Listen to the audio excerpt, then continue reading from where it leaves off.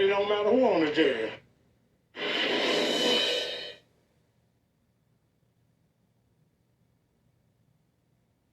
That's why me and the mama pushing it so the people out here can see how hateful those people were.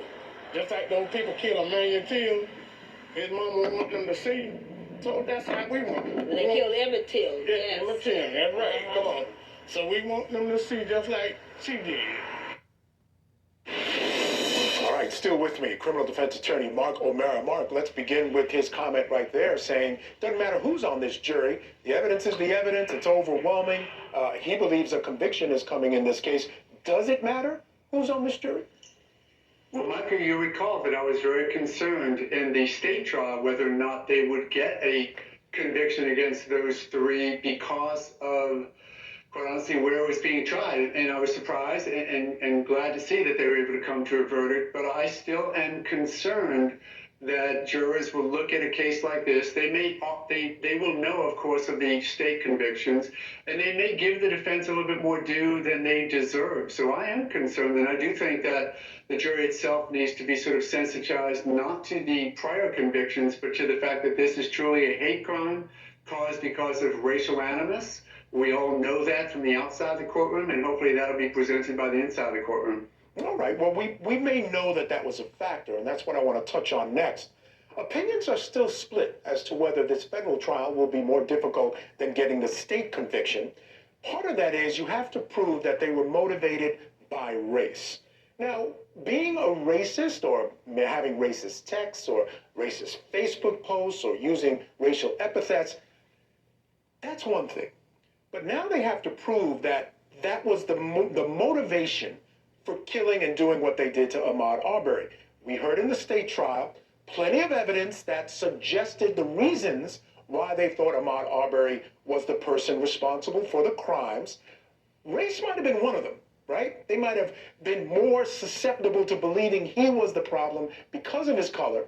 But does that mean they killed him because of his color? And I want to just get your thoughts on that nuance and how that's going to play out in federal court. Well, I mean, it's very interesting. In one sense, hate crimes are both very easy to prove and very difficult to prove. They're difficult to prove because you have to get inside somebody's mind, Michael, as you were just saying. You know, how much was it? Maybe that was a bit of a reason as to why they focused on it. But did they kill him because he was black? Very difficult to get inside their minds because they didn't come out and say anything like, we killed him because he was black. But it also, it's quite simple in another way to prove a hate crime because you look at everything they did, everything that's come out in the state trial that we know will come out in the federal trial, and some more about their history and some of the racial epithets that they've used in the past. And I think this jury's going to look at it and say, but for the color of his skin, he would be alive. And if that's their decision, that's a hate crime.